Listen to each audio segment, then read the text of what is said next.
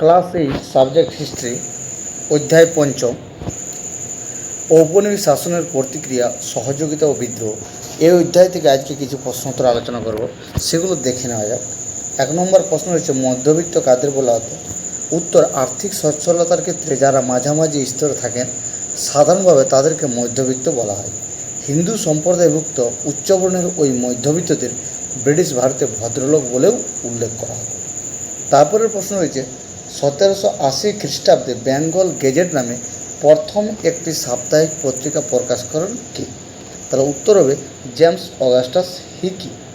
এরপরের প্রশ্ন, শ্রীরামপুরের মিশনারি মার্শম্যানের সম্পাদনায় 1818 খ্রিস্টাব্দে বাংলা ভাষায় প্রকাশিত প্রথম মাসিক পত্রিকা কী?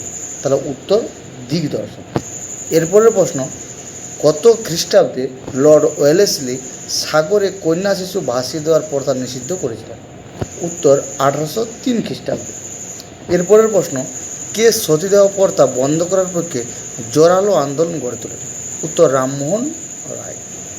এরপরের প্রশ্ন, কত খ্রিস্টাব্দে লর্ড উইলিয়াম বেন্টিং আইন করে সতীদাহ প্রথা বন্ধ করেন? উত্তর 1829 খ্রিস্টাব্দে। এরপরের প্রশ্ন, 19 শতকের মাঝামাঝি সময় বিধবা নারীদের পুনরায় বিয়ে দেওয়া নিয়ে কে আন্দোলন গড়ে তুলেছিলেন? উত্তর ঈশ্বরচন্দ্র বিদ্যাসাগর। এরপরের প্রশ্ন, হিন্দু বিধবা পুনর্বিবাহ আইন কত খ্রিস্টাব্দে জারি করা হয়? উত্তর 1856 খ্রিস্টাব্দে। এরপরের প্রশ্ন, নব্যবঙ্গ বা ইয়ং বেঙ্গল গোষ্ঠী কাদের বলা হয়? উত্তর হেনরি লুই ভিভিয়ান ডিরোজিও ছিলেন কলকাতার হিন্দু কলেজের শিক্ষক।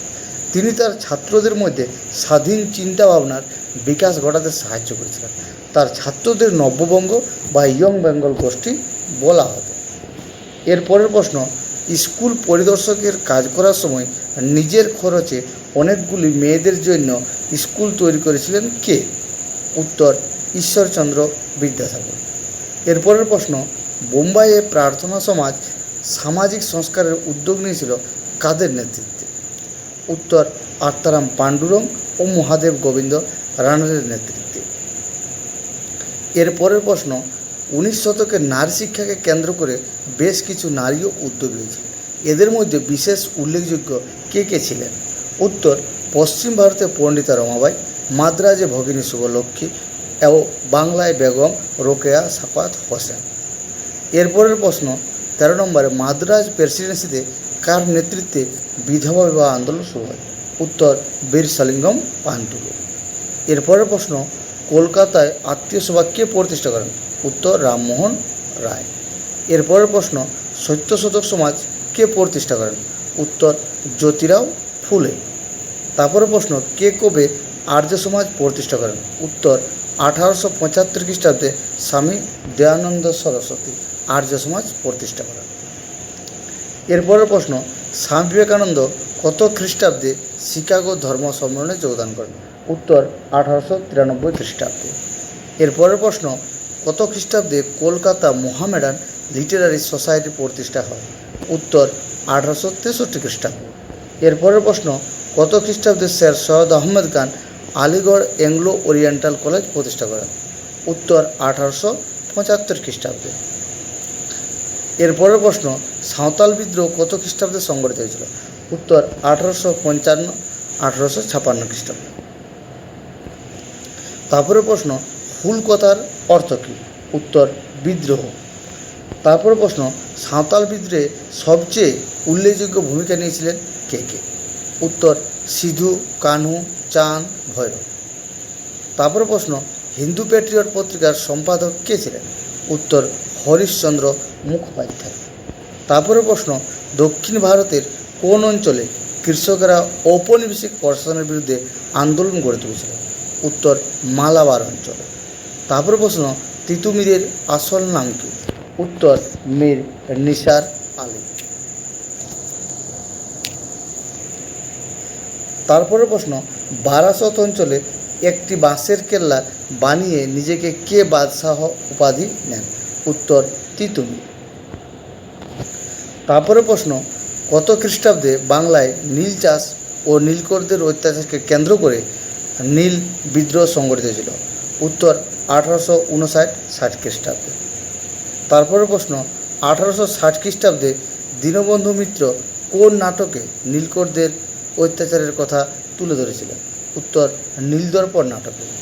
তারপরে প্রশ্ন, কোন দুটি পত্রিকা নীল চাষিদের পক্ষে দাঁড়ায়? উত্তর, হিন্দু প্যাট্রিয়ট ও সম্প্রকাশ পত্রিকা। তারপরে প্রশ্ন, মুন্ডা বিদ্রোহ কত খ্রিস্টাব্দে হয়? উত্তর, 1899-1900 খ্রিস্টাব্দে। তারপরে প্রশ্ন, মুন্ডা বিদ্রোহের নেতৃত্ব কে দিয়েছিলেন? উত্তর, বিরসা মুন্ডা। তারপরে প্রশ্ন, মিরাটের সেনারা কবে বিদ্রোহ ঘোষণা করে? উত্তর, 1857 খ্রিস্টাব্দের মে মাসে।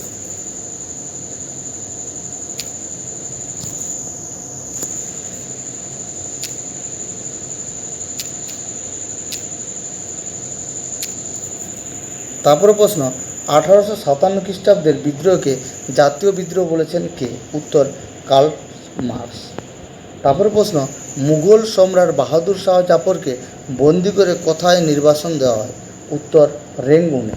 তারপরে প্রশ্ন, ভারতের প্রথম ভাইসরয় কে নিযুক্ত হন?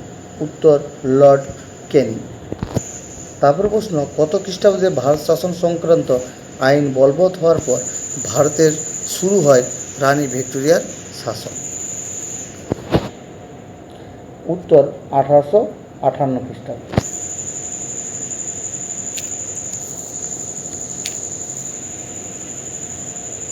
এই পর্যন্তই ছিল আজকে। পরবর্তীকালে আবার নতুন একটি ভিডিও নিয়ে আসব। ভিডিওটা দেখার জন্য ধন্যবাদ।